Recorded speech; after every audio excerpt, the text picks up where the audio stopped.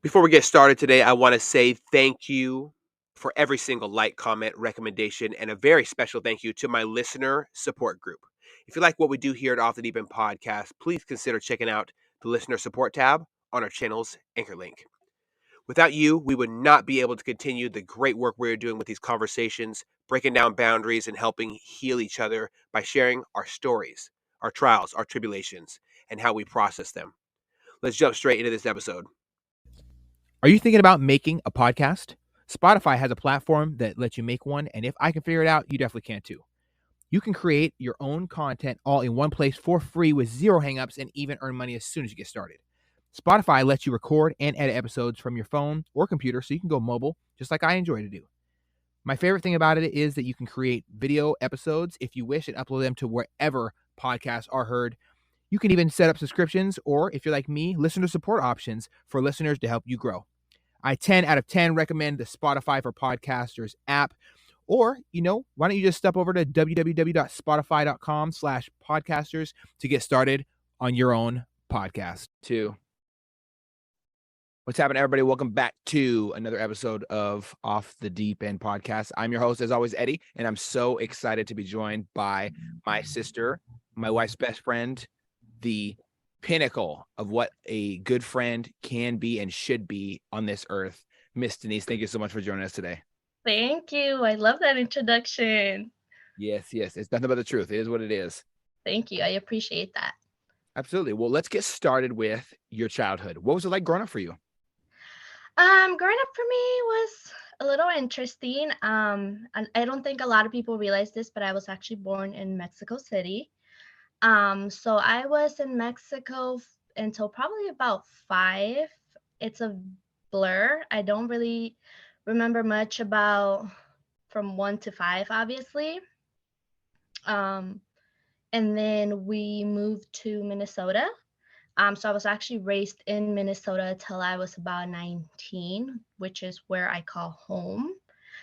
So growing up, it was always very, it was my dad, my uncle, my mom, who were the main 3 that raised me. And, moving to a different country at such a young age, it meant learning English, learning new cultural foods, even the way you dressed, going from wearing a uniform to like all of a sudden you have this freedom. So that was kind of the beginning of it, I'd say. We moved from Mexico to Minnesota after my brother passed away. As I had mentioned it before, he did pass away when he was 13, and that was kind of like the decision that kind of made my parents just say, let's start new, let's start fresh. My dad was in the US working at the time when it happened. So he had to come back, and that's when the family decision was made of like, we're moving. And so we just kind of picked up and left. I don't ever remember there being a conversation of like, hey, do you want to move? Because I was like 5. But that's how that decision came to be. And then we moved to Minnesota, small town, Shakopee, Minnesota. Everybody knew everybody, so everybody knew everybody's business. Oh boy. Yes, if one of these days I will take you and Rhiannon, it takes us 45 minutes to visit from start to end. Oh, okay. And that's like stopping at elementary, middle school, and high school. Oh my God. So what was it like the first things you like? Did it smell different? I know the weather was definitely different. Minnesota to Mexico is a little bit more snow. It's cold as hell. yes, so we moved in June, I believe. It was like June 1st. And just to have a little context, the reason why we also decided that is because my mom's side of the family, they're all US citizens. And at the time there was this law, and it's still a law, but in that year, it was easier for siblings to give a green card to their sibling. And they kind of, I don't quite know how it worked back then, but in that time it was like my mom applied, but me and my dad were attached to her green card. And that was kind of the decision of it. But with that like nice gesture, it meant that legally my parents couldn't work. My uncle had to support the three of us plus his family, Mm. because that's how it's this weird thing with immigration where they're like, you can't work, somebody else has to support you, but you also have to prove why you are beneficial to the United States, Oh boy, aka that's kind of paying a conundrum. taxes, right? So then we moved here. We moved to my uncle's house. Shortly after my dad realized that he couldn't just stay home. So my dad got, at the time, had three jobs. So I feel like the first maybe year or two, I didn't fully understand it still. Yes, I was going to a new school, and where I was raised, it was primarily white. So I think I was the only Hispanic. There was an Asian and a black kid. Oh boy, I know how Yes. this goes. Yes. So it was very awkward because it's like, they throw you into ESL classes, but again, at the time, you don't really understand it. I was very blessed in the sense that one of my uncles, he is the closest uncle that I had to me at that time. He knew English and he would sit with me. He would do all my homeworks. He would talk to the teachers. He was very involved in being raised. That's why, I always do give him credit with credit is due. We don't have the best relationship now, but we give him credit with credit is due. So I think thanks to him is that I picked up English so quickly. And then, but I don't, and then after that, yes, the snow hit, and then tornado season hit. And that's when you're like, what did my parents just did? Am I going to die? And so legally in Minnesota, every house has to have a basement because there is tornado season, and that's about 3 to 4 months. Hmm. Mm-hmm. Yeah, like So tornadoes. I've seen that movie Twister, and that was it for me.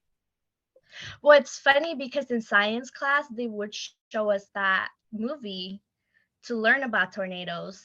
Oh hell Mm-hmm. no! Hell no! Yes. So it's like, thanks for traumatizing me. Um, but yeah, no, it was very different. I think, especially in the school, because, you go from like hot. Well, I remember it was hot. It was always sunny to like snow. There was always like tornadoes. See, it didn't rain as much as it does in Seattle, I will say that. But once the tornado season hits, like it can be sunny out, it can be beautiful, and next thing you know, it's pitch black. And that means you run. Like I've been in the middle of drive like freeways where we'd have to like stop to the side under a bridge and wait it out. Oh Yeah, my goodness! Oh my, that's Minnesota. that's so So terrifying. Uh-uh. but you kind of get used to it. Like I said, I was there till I was like 18, 19, and I do plan to retire there. This is non-negotiable for my husband and I. Um, Buying a property there has always been top of my list.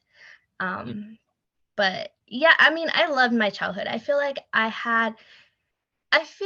childhood, I wouldn't say it was fantastic and everything was rainbows and butterflies, but I do think and appreciate the adults around me that made such a negative situation the best that they could. Just because, with my brother passing away, at me being 5, that came with a lot of therapy. That came with like my mom's depression, my dad's depression. I genuinely don't think we would have moved to the US if that wouldn't have happened. Mm. So I do think it was like a big thing that was like, it happened. And also I remember being stopped at school and kids like cornered me in Mexico being like, oh, I heard your brother did this, or I heard he died, or this and that. So it was actually the principal that had to call my mom into the office and be like, hey, your daughter's getting cornered and she's being questioned about the death of her brother. Oh my God! Maybe this is not the best environment for her. And I remember that's when the entire conversation started to happen. And I feel like, living where we used to live in Mexico, the entire town and city was talking about it because it was so small. So I think that was like the main reason why we moved. And even though it was such a tragedy, like I wouldn't say like I'm grateful that it happened because that's never the case, but I am grateful for the opportunities that came after, if that makes sense. Well, absolutely. You know? I don't think anybody can possibly say they're a good human being and spread gossip or rumors about how somebody else passed or the fact that somebody else did pass. No one should have ever done that to you. That is a horrible example of humanity ever. Because like what type of individual would tease somebody or brag about someone else losing a family member? That is absolutely atrocious. I'm so sorry you Yeah. had to go through that. Yeah, and I think for me, I've always, and when I tell people this part of the story, I don't necessarily so much focus on me, but I think now that I have a child, like I just couldn't imagine going through that. And I think that's why when I look at my child in the big scope, or I give my parents so much grace with what they did, because I genuinely don't know what I would do if I were in that situation. And Mm. I actually read an article that I believe, don't quote me on this, it was a long time ago. I think 75% of marriage couple that go through this start blaming each other, and they end up getting a divorce. It's definitely common. I've Hmm. had a bunch of friends growing up, unfortunately pass away, and their parents didn't do too well. Yeah. It's very tough to Hmm. not blame yourself when life goes awry or when we lose children, excuse me, or when we go through traumatic experiences as a child. Our parents are going to take that mantle, that responsibility, the blame, Hmm. depending on how they look on it, and they're going to put it on their shoulders. And sometimes it can go off on their partner because your partner is supposed to be your rock. You're supposed to be able to rely on them for anything, come to them about anything. You're a team. You're a teammate Hmm. to somebody else. And I can understand how that definitely can happen. I'm very, very happy that it didn't happen with your parents. I have Yeah. so much respect for your parents. I really do love them. I feel so blessed that they are my parents. Like I said, my dad wasn't even in town when it happened. And to this day, I've never once heard my dad say, you were like responsible for him that day, or you, like, there has never been fingers pointed at each other. I've never even once seen my parents fight. Like, they bicker because we all do, but like I genuinely have never seen my dad raise his voice at my mom or vice versa, or any sort of situation like that. So I feel very lucky to be I grew up in that environment of, everybody loved each other, everybody was very supportive, and I feel like I had a beautiful childhood. It came with its challenges, of course, but I'm very lucky that, and my dad, like, the credit I always give my dad, like, there was times my dad had 3, 4 jobs at once. He never missed a cheers practice, a sport. Like, every single time I was in band, not a lot of people know this. I played the saxophone for 7 years. He was at every single like band concert that I had. Don't know how he did it, but he always showed up, and he still has those videos that I don't let nobody see because that's a little embarrassing, and he loves to show them off. But I give so much props to my dad. He did such an amazing job, and I'm so lucky that, the Lord placed him for me. I could definitely see that. I think that when I look at him, I see an example of what a father should be. He's Yeah. kind, peaceful, patient, gets angry about the right things, stays very, very calm around things where most people would get frustrated, and he's able to think through it and work through the problem. He's a strong leader, and one of my favorite things about him is how he treats everybody around him. He doesn't even have to know you. You're his Mhm. family as soon as he comes into contact with you, and that's one of the major standouts about him. No, yeah, he's great. He's the funniest human being I've ever met, with his little sight jokes and his little quirks. But yeah, even just like on Friday that we went to the concert, I don't know if Rhiannon told you that my boot, the nail came out of my boot. And so I didn't know what to do because it was like digging into me. And my dad was like, oh, I can fix that. I have like physical therapy, but like when I come back, I can fix it. And I was like, no, we got to go now, but thank you. Always trying to fix Yeah. every issue in life. I love it. Yeah. What are one of the most standout memories that you have with him? With my dad. Oh, there's so many.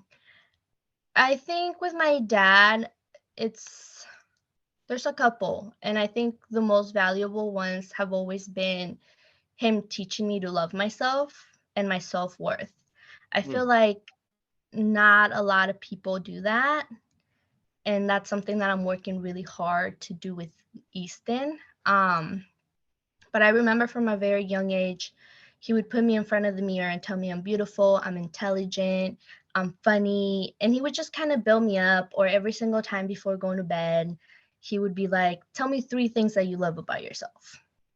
And it's not like, oh, my eyes or like my mouth or like my hair. No, it had to be like something deep, mm. right? And at first, as a child, you're like, this is kind of dumb. Why are we doing this? I'm trying to go to bed. Read me my story. But I think now as an adult, I see what he did, and I definitely see how a lot of my decisions are based on my self-love, Mm. you know? Yes. Mhm. Self-love is so important. And I often say that self-discipline is self-love. You you can look at situations in your life as, oh God, this is so hard. I can either let this situation take over, rule my life, or I'm going to power Mhm. through and persevere. Or in a different situation, I don't like this way this is panning out.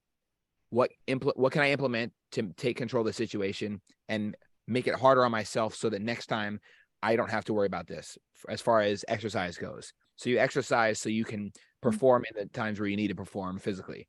Um, the police do it, the military do it, everybody does it. And I really do like love the idea of self-love. How Yeah, many kids can't look in the mirror right now and say, I love myself? Way too many. We have a a serious lot. mental health issue. No, I definitely agree. I think that's the one thing that I really admired about my dad is that he was able to raise me. There's always this stereotype with Mexican men, right? The macho men, the you're not supposed to cry, you're not supposed to be vulnerable, you're not A, B, and C, whatever.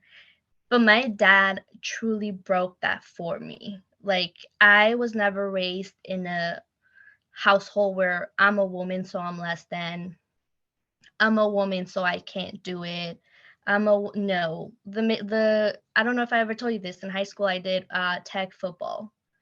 For it was a year because our school was whack and like a girl broke her nail or something and they took it out.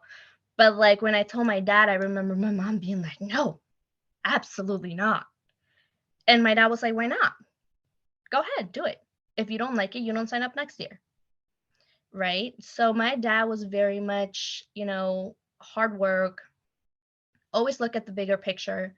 You may think something small is going wrong right now, but look at your bigger picture. Where do you want your bigger picture to lead to? And I think that's why every time, like, anyone comes to me with an issue or something, I'm like, okay, well, what's the big picture? Like, we need to focus on the big picture because sometimes we get so caught up on the small little things that we don't get to the big picture. Right. And I think that's Perspective building. something, yeah, and I think that's something that I learned from him, like seeing him have 4 jobs at a time. Like, there was a really long time where my mom didn't work. I was too young to work. Financially, I don't think we were ever struggling. That's another thing. My dad protected my innocence at all costs. So even if we weren't financially there, or maybe they weren't able to pay rent, or maybe this was happening, I was never aware of it. Mm, My dad was very good at being like, that's not your business. Your business is to be a child and have fun, I love that. you know? And I thank him so much because I see kids nowadays that are so worried about what's happening at home that it's like we're not letting our kids be kids. So, Mhm. when it comes to, and my husband and I were raised completely different. So I know that from his stories, like he's able to tell you like, oh, we weren't financially stable, this, and that. Versus for me, I don't like there was always food on the table. I have never had the experience of the lights being cut off or the water or the heater or being evicted. Like I don't, nor do I know if we might have been close to it, but like I don't have any stress on it because my dad made sure that I didn't, Mm. and I think for especially for my kids, that's a big rule. Me and Devin don't talk finances in front of Easton or EJ. That's just a topic that's for adults and adults only. And I think it's important. It's important for kids to be kids, and that's one of the big things that I appreciated about my childhood. Wow. There's so much there. I can look back and remember every single difficult time I've ever experienced with my family and the hardship when Boeing went on strike, when my stepdad deployed. I remember all the experiences surrounding 9/11. I remember when my mom had 3 jobs because surprise, surprise, the military pays like shit. I've always wondered what would a life be like for me without that. Would I try to pursue the same financial goals the same, or would I be more, chillaxed about it? I get stressed out about money. I'm stressed out all the time. I try to pretend like I'm not, but I'm always stressed out about money. Even when I got money, I'm wishing I had more. So I think that it's important for the kids to be kids too. Um, what other parenting values do you hold dear to you? Um, I think the trust, you know, and I think anybody that knows me knows my dad's my best friend. Like I don't hide anything from my dad. My dad can look me a mile away and say, "What's wrong?" And I'm like, "Nothing." And he's like, "You're fucking lying. What's wrong?" And Mm. I'm like, "This happened," and then I kind of, break down. But I think, just having that level of trust of knowing regardless of what happens, the only one that I know for a fact will have my back are my parents. And this is in general growing up, as a child. I don't know if I ever told you I was bullied because I wasn't Mexican enough. I know.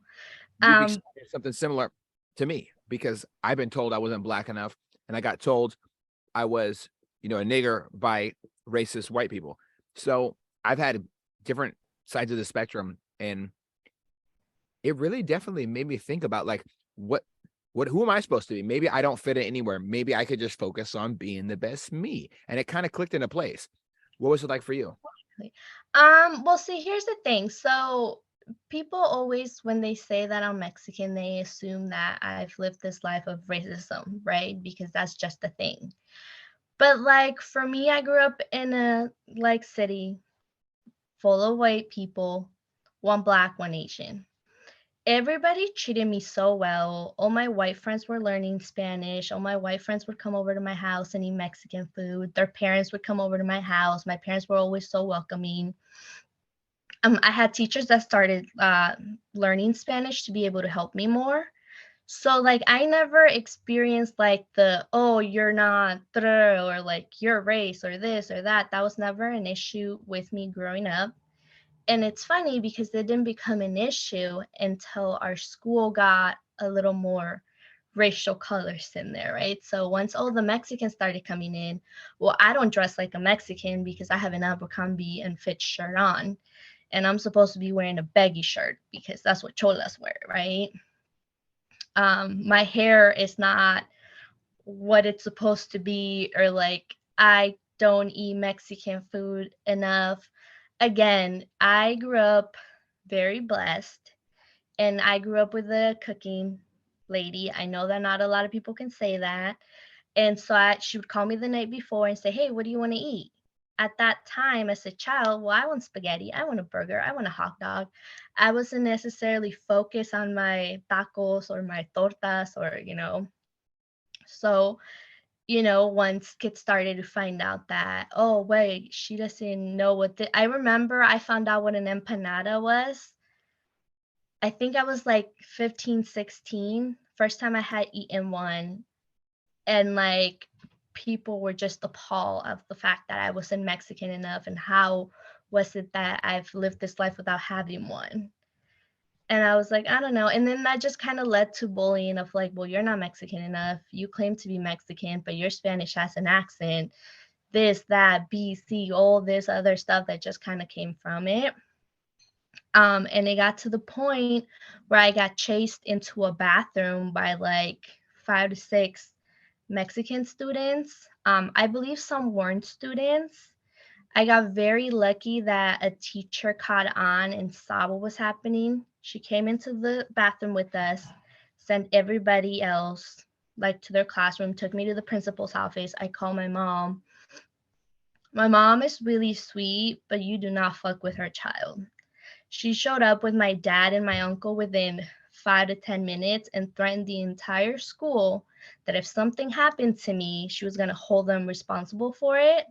I kid you not, and you can ask my mom. The next day, I had a cop following me from class to class, making sure I got to my classes okay. Now that's what I call taking care of the problem. My parents give no fucks. They already had a lawyer on call. They were already working with a social worker.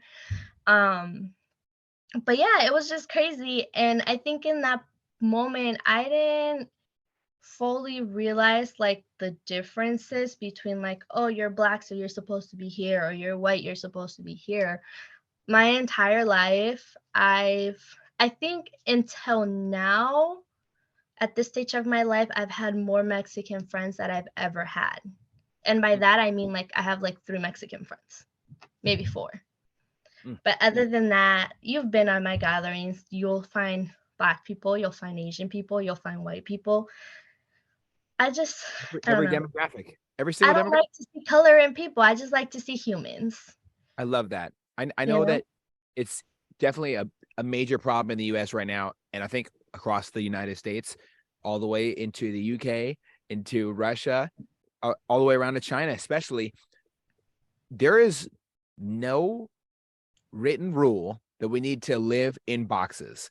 You're black, so you're supposed to act like this. You're white, so you're supposed to act like this. You know, regardless of what the current sitting president says, you're not supposed to vote for somebody just because of your skin color, eat because of your skin color, sing because of your skin color, act, be. You're supposed to be you. You're not supposed to act like anything. You're supposed to be, you know, yourself unapologetically and like the things you like. I love hanging out with a bunch of country boys, shooting guns, and celebrating life. It's not a normal thing according to whatever box society says I need to be in. But fuck that box. Who cares? I love that for you. Yeah, do what makes you happy. And I think that's also the other thing. It's like I was raised with the slogan of be happy. Whatever makes you happy, do what you got to do to reach that. And so that's just kind of how I navigate life. As long as it makes me happy, I'm not doing anything to make anybody else happy. You know, I just turned 30. And I think one of the most beautiful things that I've learned this past year has been to stop focusing on everybody else's lane. I'm focused on my lane. I'm not focused if, you know, A, B, and C bought a house and I still don't have a house. I'm not focused if, like, you know, this friend's son does this and Easton doesn't do it yet. Like, I'm not focusing on anybody else's lane. I'm focused on mine and I'm on my journey. And whatever comes along is welcome. And whatever no longer serves a purpose, unapologetically, I'm sorry, bye. 100%. You Do. So something that I love to ask generally, because it definitely changes from every time, you know, I get an answer. What lessons did your parents pass down to you? What values, as far as your culture or your family values, that they pass down to you that you are or are not going to pass on to the next generation? I think a big one, I think my parents were great, but they definitely, you know, had their fuck ups. I think a big one is mom guilt. That's definitely something that I don't ever want to pass on to my children, or even dad guilt, you know, like you know, from my mom when she got pregnant, my grandma had a rule. And that rule was you wanted to have children, They're your responsibility and you're taking care of them, which means they never babysit us. They never took us overnight.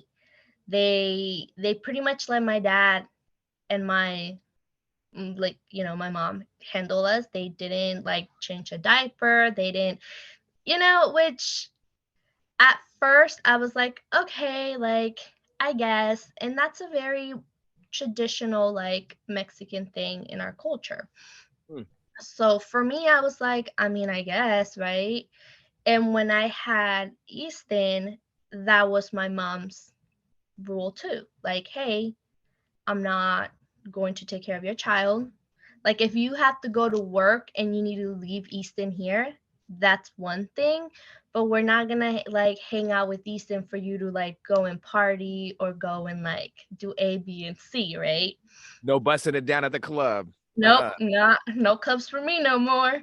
And so then I had to kind of, well, at first I was kind of like, okay, that's fine, that's fair. But then you bring my husband into the mix, right? Different background, different culture, different set of beliefs from his mom's perspective. And so then he kind of introduced this thing to me where it's like, it's okay for you to take time off. It's okay for you to go and hang out with your friends. It's okay for someone that you trust to watch your children for an hour or two.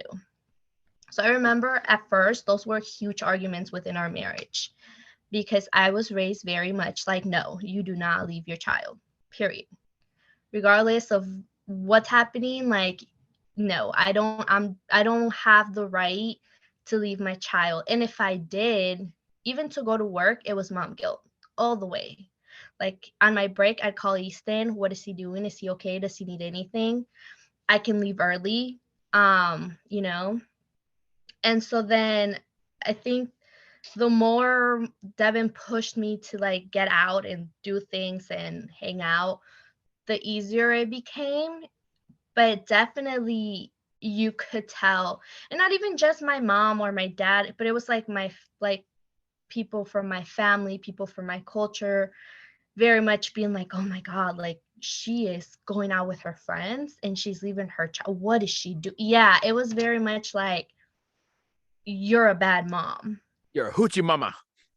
Pretty much. And I think that took a really long time for me to get over it. And I think, and it's funny now because like even last weekend for my birthday, my parents stayed with Easton overnight.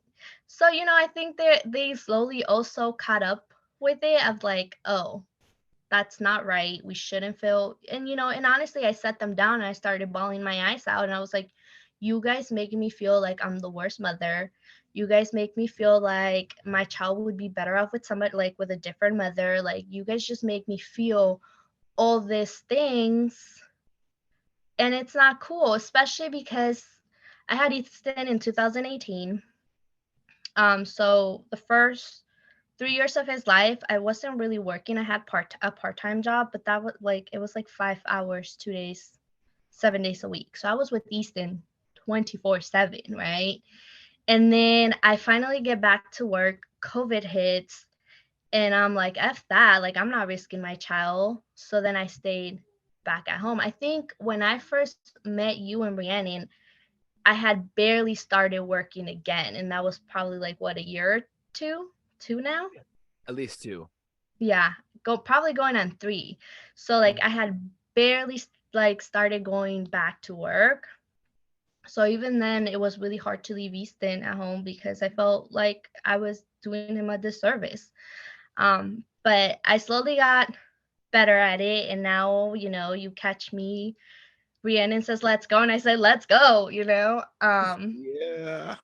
So I think that's one of the big things that I want to make sure that, I don't have a daughter, I have a son, but I want to make sure that he is as supportive as his dad was with his partner, of letting them take that moment and letting them enjoy their time, and not, every time I go out with Briannon or friends or whoever, like it's rare that Devin texts me, to be like, when are you coming home? Or like, I need your help, or third, like he never does that.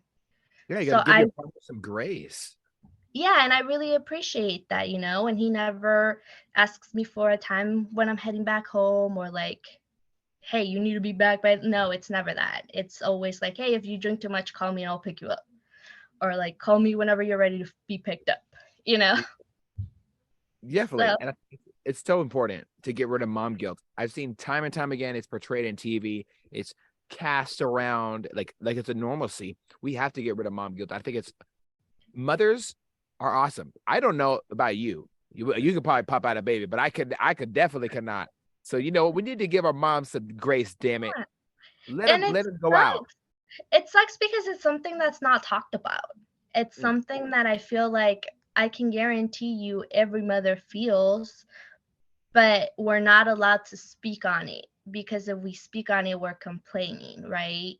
And it's this aspect of like, well, you should be lucky that you can even have children, And it's like, well, yes, but that's not the point. The point is like, I am allowed to feel how I feel, and that's that. Like, let me yeah, have my feelings and respect them just how I respect yours. 100%. That's definitely needed. Yeah. And so I think that's a big one that I don't want to pass on. I think one that I really want to pass on to Easton, that I think my parents did a really good job, was the importance of hard work and the importance of making my own money. Whenever I've always been a shoe girly, Nikes, Jordans, I'm here for them all. My parents were very good at not spoiling me to the point of like, we'll just buy them for you. But my parents were like, okay, you want them? That's cool. We'll pay for half of it, but you have to come up with the other half of the money. You would see me knocking on doors selling cheesecakes. That's how I know how to make cheesecakes. I'd sell flans, also whatever you can think of, I would go around knocking selling. It's a neighborhood drug dealing, but it's baked goods. But it was baked goods, exactly. So that's exactly what I did. My uncle used to own a business. I would sit outside his business like all Friday, all Saturday. My mom would help me bake the stuff. They would drop me off. They'll cut them into little. They would help me, yes, of course, but they never did the work for me, which is the thing that I think I want to pass on to Easton. Like, A I'm here to hands up, help. not a handout. Exactly. Like, I'm here to help and I have your back, but ultimately you have to do the work. I'm not here to do it for you. Mm.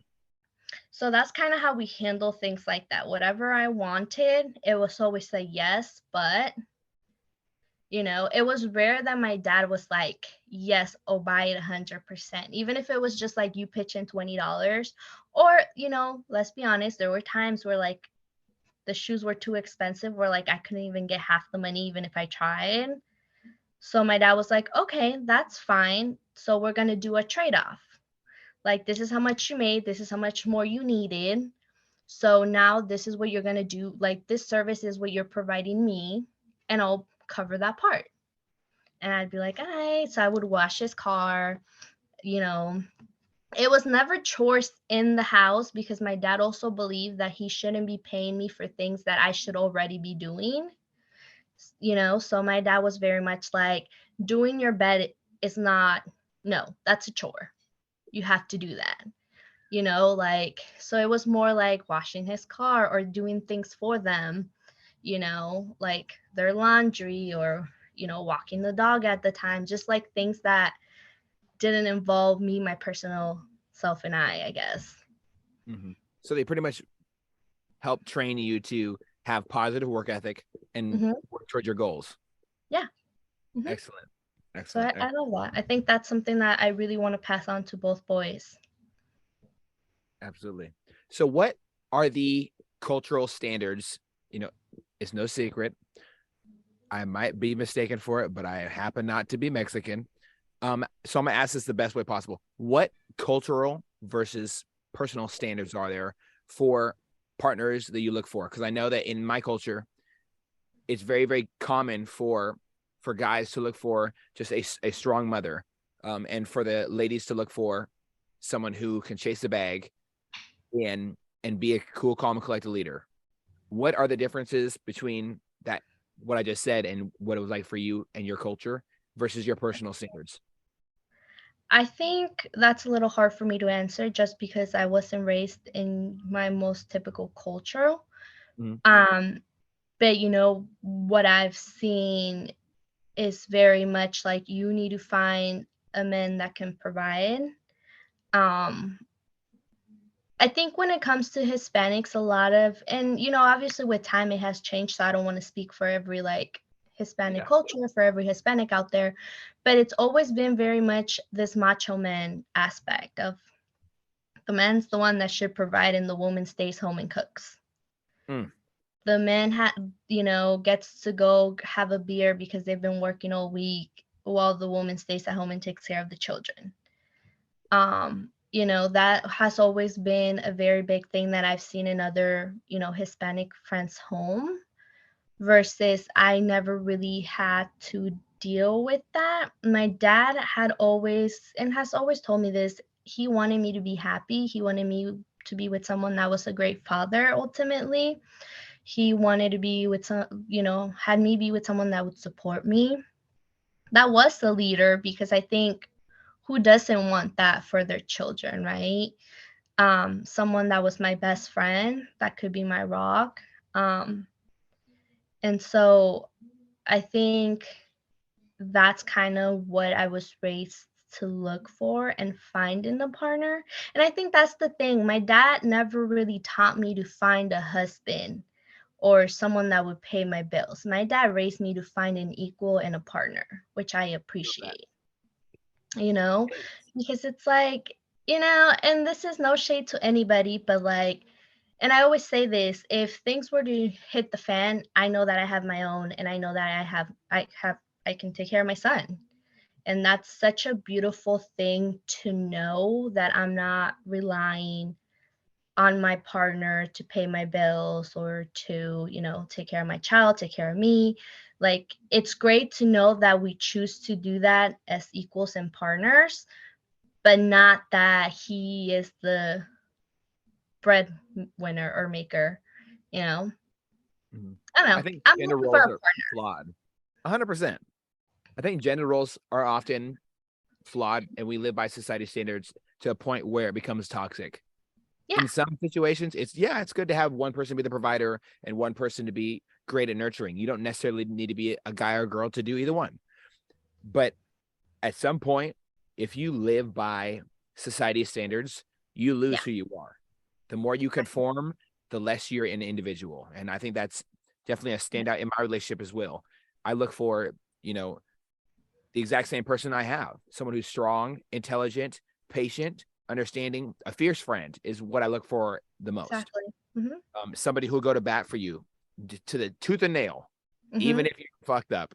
And then we'll tell you, hey, you're fucked up. You got to go Yes, apologize. that was always my dad's biggest rule. My dad has always told me, if they're wrong in that moment, you shut your hole, you don't say anything, you have your person's back. But once you get home, you let him know he effed up. Yeah, you suck. Yeah, Yeah, you he gotta was let like, them you know. always want to show yourself as the unit because the minute people find you have cracks with your partner, it's game over. Mm, And it's like 100%. interesting, right?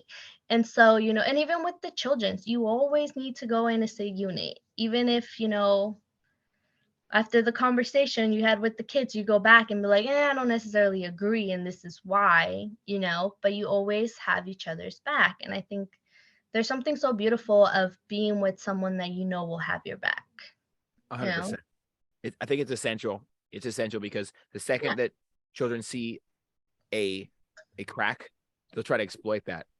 Everybody's Oh, mind is really the same. The mind doesn't like to do hard shit. It doesn't. The second you tell a child they don't have to do hard shit because they can play mom and pop or oh pick and yeah. choose or whatever, they're gonna enjoy it and they're gonna Yep. you know beat their little eyelashes and pull the waterworks, whatever they got to do to make that crack and exfoliate, fully just exploit the situation for what it is. Exactly. It is So, yeah, no, I agree. I'm here for unity. Whatever unity he in the says, community. I'm right there with him. I might not agree and I might pull him aside later, but just know that in front of you, I agree.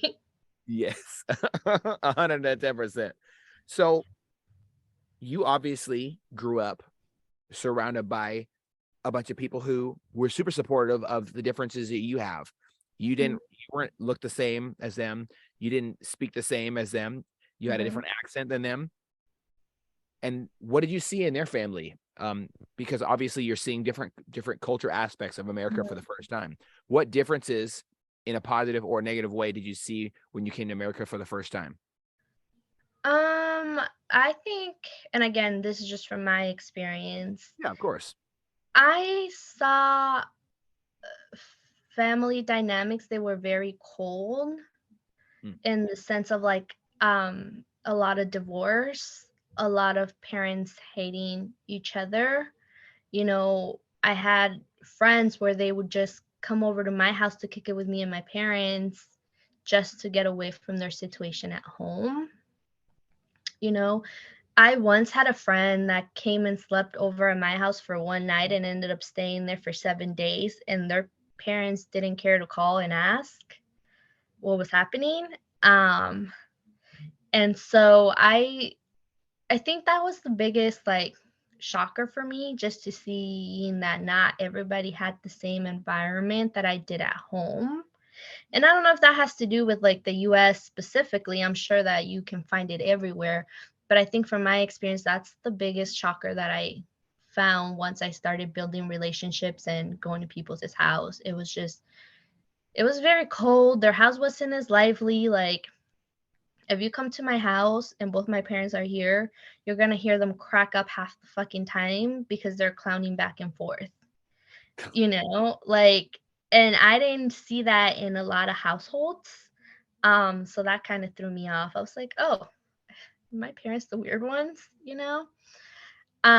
It was a lot of like the stay-home mom versus like the dad that was always at work.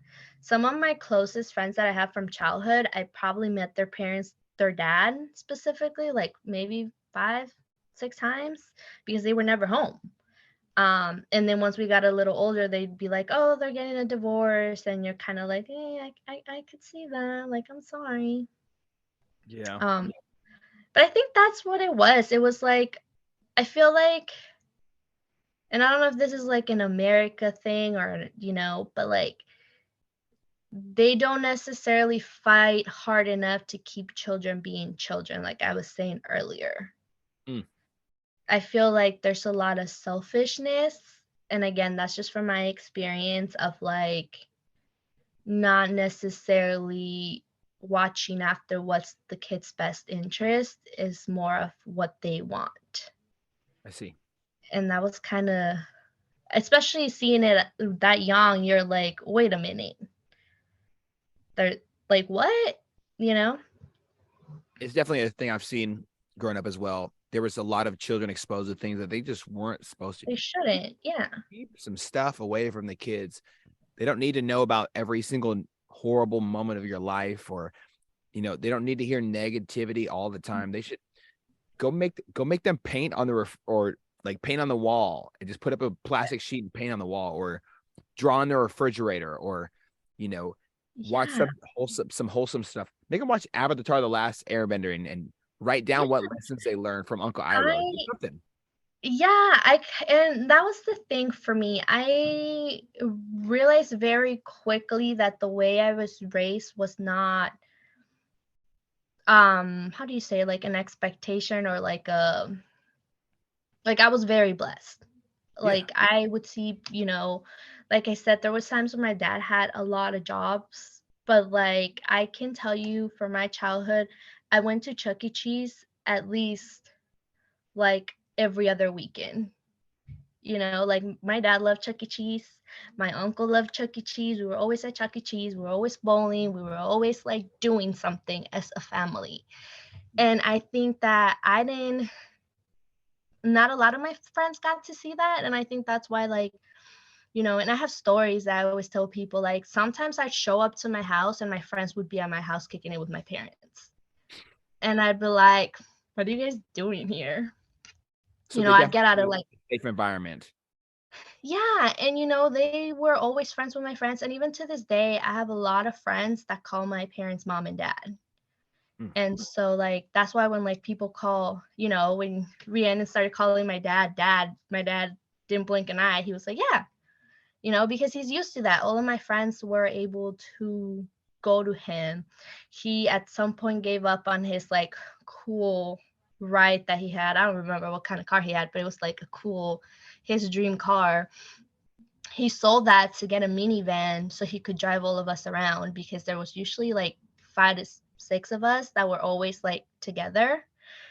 And he loved his minivan, and he's trying to get a minivan because in his hopes and dreams, like, he's gonna do the same with Easton.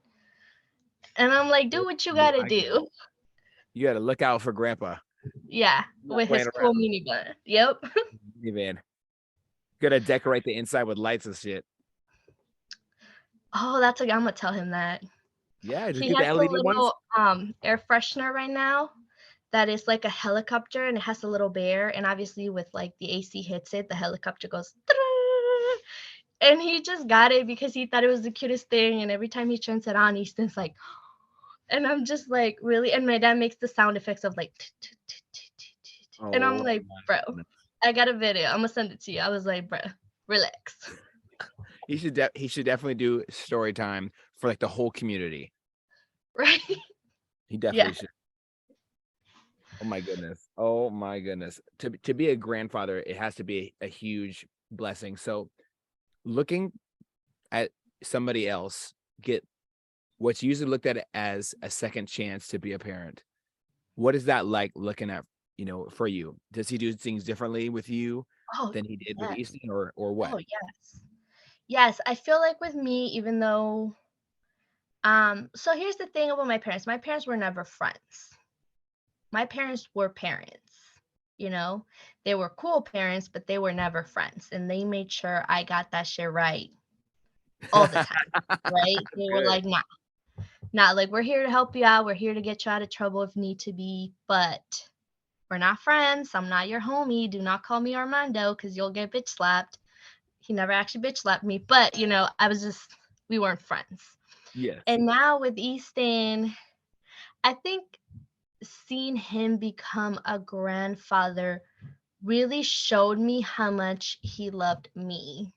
Because, like, I always knew he loved me, but the relationship that he has with Easton, and like, I'll come home from work, or like he's watching Easton and he'll be on the ground with Easton playing cars, or he'll be like, playing hide and go seek, feeding into spaces that I'm like, how the fuck did you get in there? And then because he's kind of old, don't tell him I said that, he'll be like, I need help. And I'm like, why the fuck did you get yourself in there?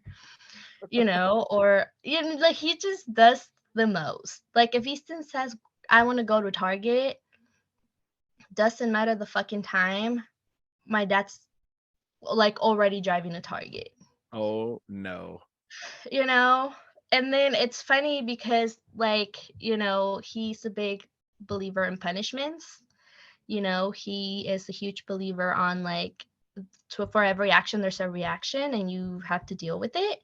But when it comes to Easton, I guess that policy and that rule doesn't apply, because even if Easton fucked up and I'm like, Easton, my dad's like, why are you talking to him like that? He's just a baby. And Oh I'm like, my sir, god. sir, no. Yeah. Just because his heart melted doesn't mean he's not needed no discipline or anything. Right. And I'm like, sir, I'm gonna need you to stop. And he's like, fine. And then, I'll be done, like, yelling at Easton or doing what I gotta do. And he'll just hold on to Easton and be like, it's okay, honey. Grandpa still loves you very much. And I'm like, Oh this my god. motherfucker. Yeah. It's called submarine parenting. It's when you show up, you go underwater, and then you pop up on the other side, you're still there. Everybody else is in the war zone though with the kid. Ah, Yeah. No, he's 100%. sneaky. I'm just like, that's funny because you would have already had me in the corner. And he's like, yeah, but you are you and he is he. And I'm like, what does that even fucking mean? What does that even mean? Oh my Exactly. goodness. Yeah.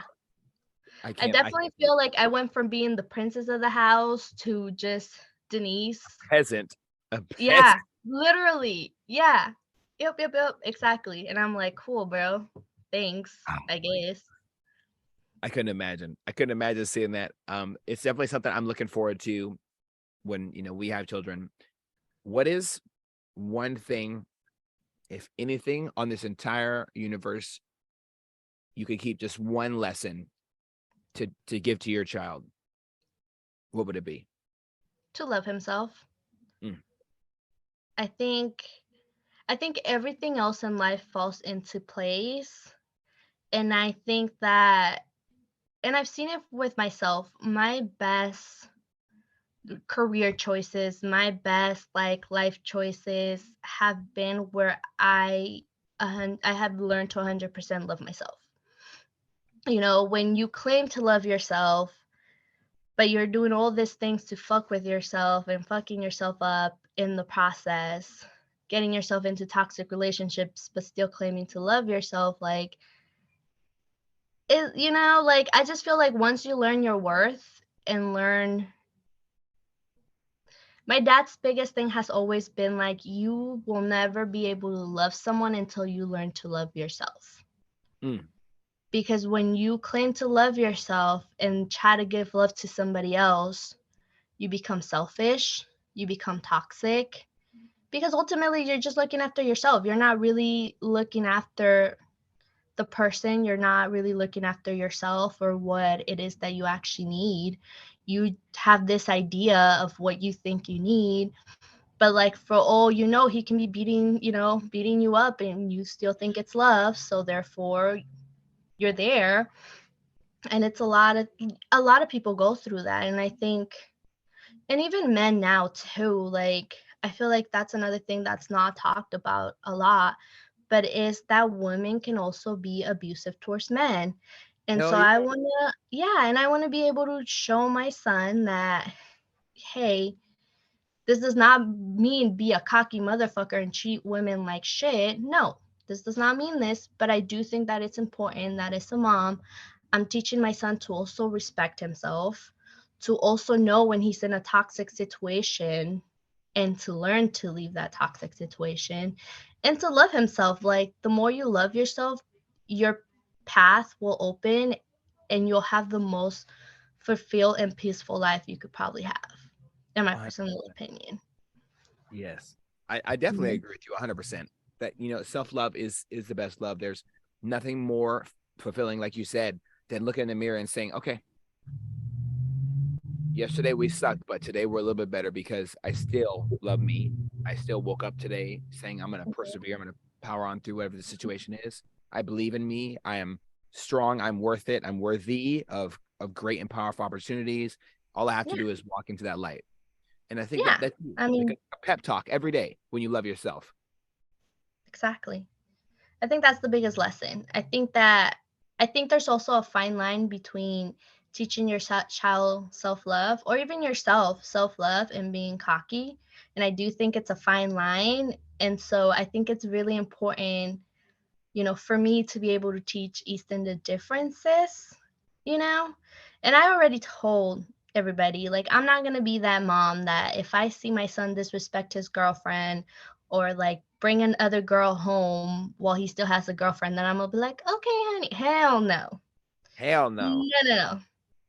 She got to go. I don't know who she's, but she got to go? 100%. Yeah. So I'm teaching raising a him how to man. respect himself is very Mhm. important. And Yes. standing on your fucking word is essential. I don't know that I can't even contemplate the idea of going against your word when you're in a relationship with someone else. And it's something that I don't ever plan on doing. I don't ever want to do. And I hope that my children can follow my lead and make the same decisions because we do set examples for our children. And what's one thing you're working on specifically to be better for that parenting has taught you? Because oh my goodness, the lessons that even seeing other people who have kids learn daily is overwhelming almost to me. What lessons have you learned through being a parent yourself? Not to judge. That's the biggest one. just because, like I said at the beginning, and it's not necessarily judging, I think it'd be more comparing. I think when Easton was first born, and I don't know if people actually know this, Easton was born premature, so he didn't start walking till he was late. He was like 8 months, 9 months when he started walking. And I had friends that had babies at the same time as me, and it was a lot of like, well, their children are already walking. Like, what am I doing wrong? Like Easton took a little while to start talking. He's really smart and really good at certain aspects, but in some other aspects, like his social skills, he wasn't fully there, and it took him a while. Like just now, you know, just this Friday when he was in the car with Rhiannon, he had a full ass conversation with Rhiannon, and Rhiannon was like, "Oh my god," and I'm like, "Yeah, he's been improving." And it was a lot of like, well, what am I doing wrong as a parent? Why is their children doing this A, B, and C, and mine is not? But in other sense, it's also like, oh my god, did you see the neighbor's kid? Like, they're fucking up, they're bad parents. Like, it's like, no, we're not here to judge other parents. If you're asking for my advice, I'll be happy to give you my advice. This is what's working for me. But I do feel like, especially once you become a parent, everybody's going to judge you. Everybody's going to tell you how you should be doing things. And people love to tell you when you're fucking up. People love it. Like, you should not be doing this because A, B, and C. Da-da-da. No. And so I think that's the big one. Like, I am at a place where don't compare your child's process with anybody else's, because they're different human beings, and that puts you as a parent in such an uncomfortable place. Because there were nights where I would cry to Devin and be like, am I just a bad mom? Like, is that how much I'm fucking up? But at the same time, I've had people that judge the way I'm raising my child, and for whatever case they may be, because their child may be better, whatever the case may be, that's none of my business. But I like to respect people's I just like to respect people. Like, I'm never going to sit here and judge you on your parenting, so please don't do it to me. I like that. I You think know? the world could use more of that. Yeah. And, and I feel like people don't like to stop judging, like only God can judge me. Yes, Stupid to say. 100%. That's right. Well, Period. I really do appreciate your approach to parenting. It's something that I've taken a lot of mental notes from, and hopefully, over the next couple of years, you can see some of the things that you do that I paid attention to, and you can see some of the things that you've been around my family. You've seen my family structure and how Mhm. completely broken it is. I hope you can see the polar opposite of what they did with me, and to see what works and what does not work. So I know it's definitely going to be interesting. I don't think I've ever been this excited to create life and to nurture it as time goes on. My goals, obviously, everybody knows I don't want to work in 10 years anymore. Hopefully I have a major financial boom that allows me to be I love a that for business you. owner and a present father. That's all I want to be. All I want to be is a present father and a present husband, and not a fuck up. Those three things are the top three. Those are my big three. I love that for you. I think the thing with parenting is like, you're going to make mistakes. Mm-hmm. You know, 100%. we all make mistakes. But it's just about being there for your child. It's not that hard. Like, it genuinely is not. And to each their own. But I think racing Easton has been the biggest and best accomplishment of my life by far. Regardless of where I am in my career, feel very blessed for that, very blessed for my family. But I think, from everything that I've experienced in life, being his mom has been the best. When he just cuddles you and tells you you're his favorite, your heart melts and you're like, fuck everything else. I don't care.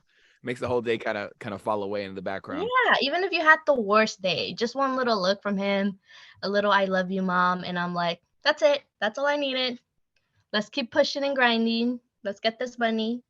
Oh my goodness. I love it. I love it. Well, you definitely have a very, very humble approach to how you parent, and to how you don't judge others, and the direction you're headed in the future. I really do love it and support it. I can't wait for this youth, this beautiful young child growing. I think he's going to be a great human being.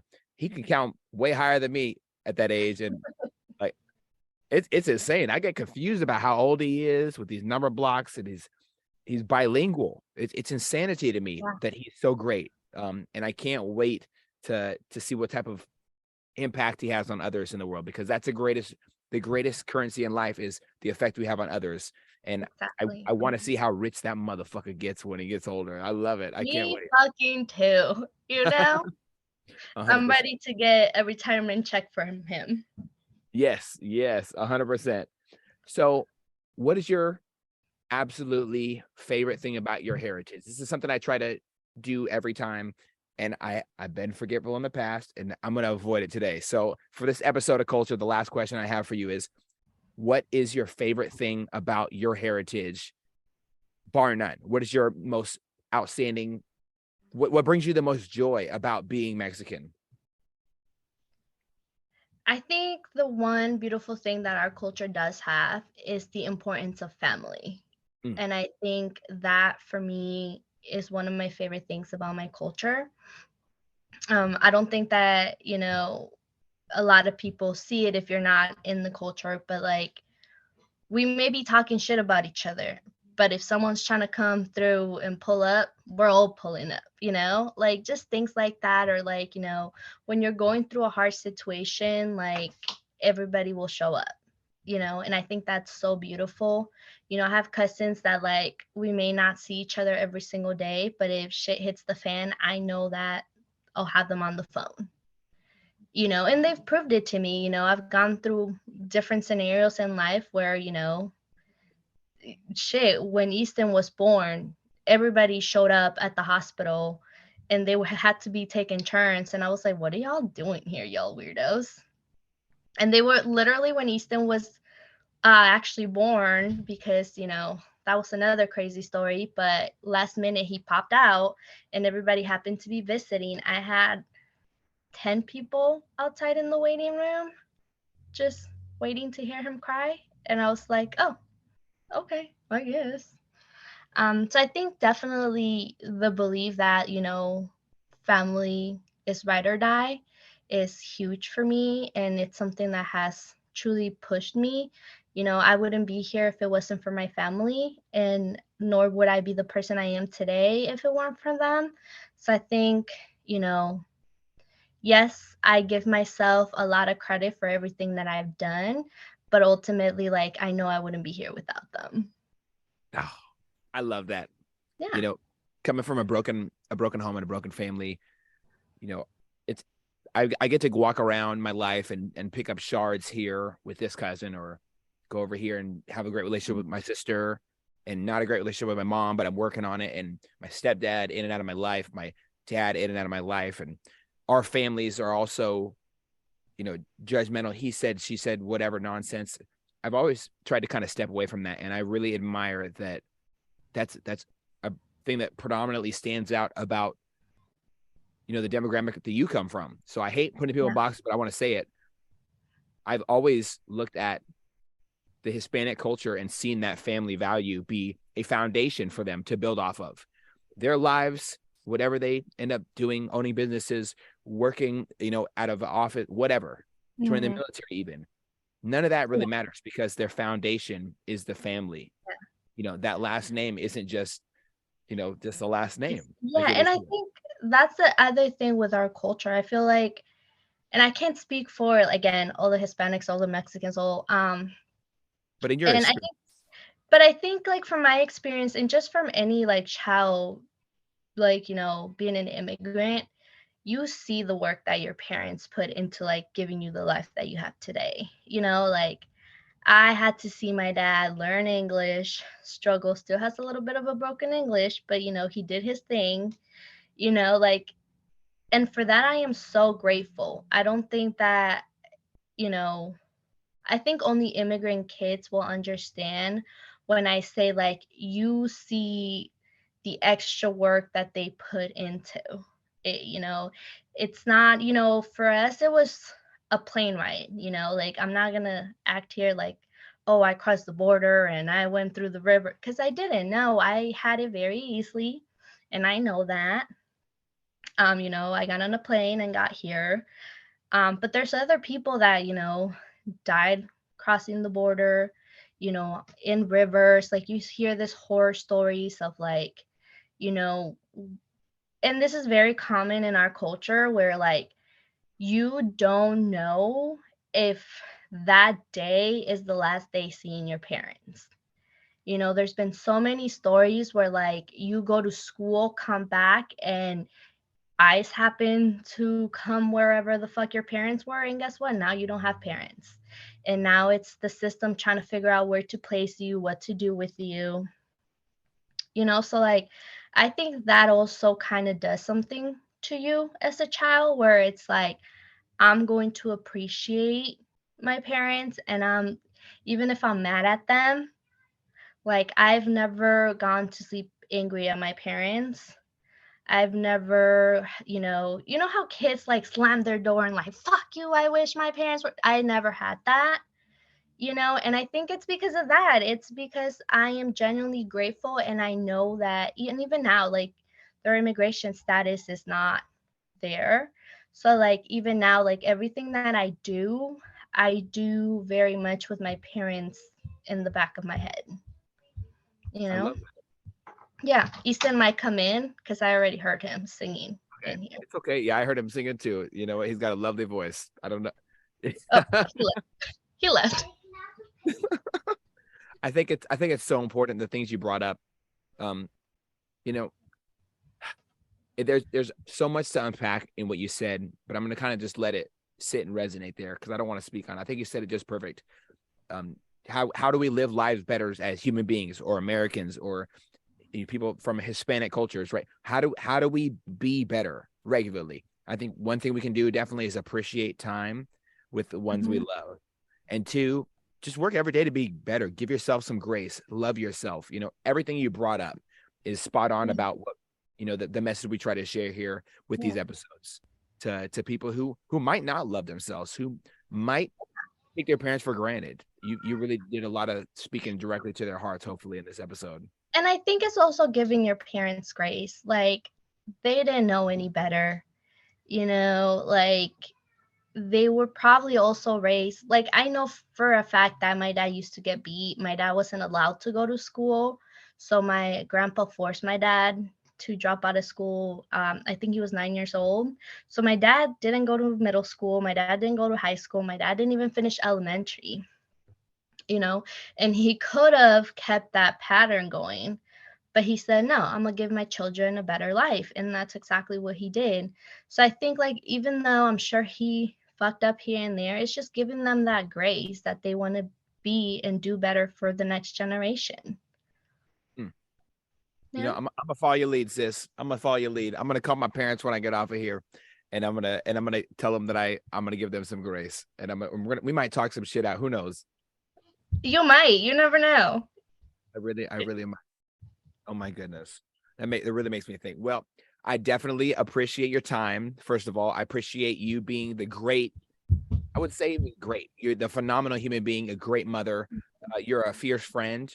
You're a powerful human being who sheds light on others around her, and I really do admire you. I think that you're one of my favorite people in the world, and I could not imagine life Oh, without you being my wife's best friend. Like, you really are a piece of my family. When I think about family, my family is comprised of people who have family values that I wish my family did have. So I appreciate your family. I appreciate your parents so much for providing you to this world. I appreciate your husband Devin for being my brother and introducing you to my wife's life. Like, the memories you two create are something that I hope that I have with my friends. I'm not saying I'm gonna go to the Carrie Underwood concert because I'm probably not.